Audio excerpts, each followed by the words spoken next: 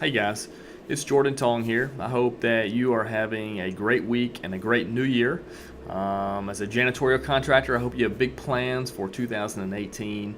The economy is doing well, but despite that, there's always room at the top for good contractors that are working hard, that are very strategic about what they're doing, and I hope that you're one of those and you're achieving some measure of success there.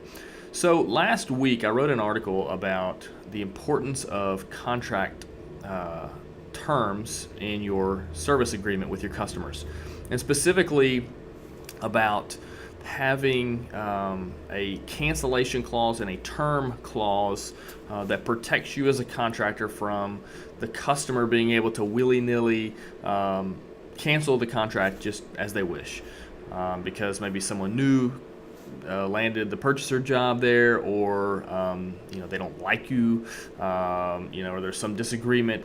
You want to be protected against it. So I'd encourage you to check that out if you haven't. This is sort of a part two or a follow-up. So in our Elite Mastermind group, we have some peer groups that have formed in there where we get together as individual small groups and talk on the phone regularly. And in the group that I'm a part of, we discussed a problem that several of us have faced in the past, which is customers or other vendors in the facility poaching or taking our employees. So we've invested time and money and resources into getting the right people on site. And you get those really good all-star candidates there, and those team members are performing, they're dedicated, they're dependable. And then the customer sees that and they think, oh, I want to hire that person. Well, how do you guard and protect against that? Well, before I show you or tell you how we do that, I first want to say that we care about our employees. And so we don't begrudge them moving on to a better opportunity, and we would never want to hold an employee back from bettering themselves or their family or their financial position. So that's not the point of this. The point of protecting yourself is to prevent customers or vendors from being able to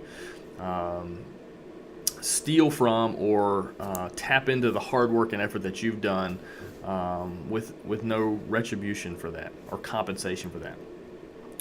So what we have done is we put a clause in our contract, because we've had this happen to us many times in the past. We put a clause in our contract that essentially prevents and prohibits the customer from taking one of our employees without compensating us as a company for what we have invested. So let me read you real quickly the clause that we have in our contract.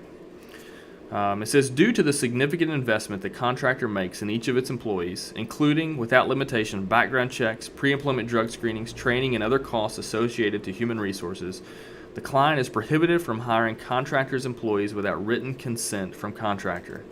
Therefore, the client agrees to a liquidated damages fee of $750 for each employee it hires or directs to a competitor of the contractor's.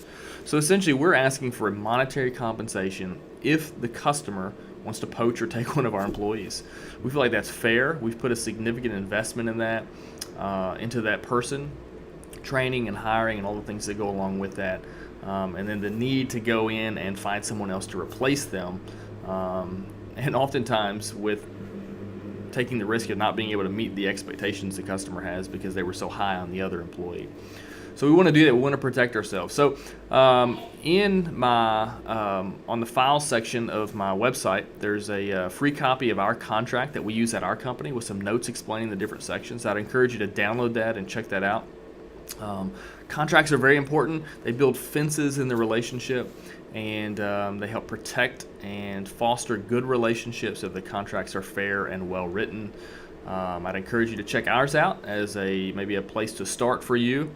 If you have any questions or if there's anything that I can do to help you in this, don't hesitate to reach out to me. I'll be happy to talk with you. Have a great week, and I look forward to connecting with you soon.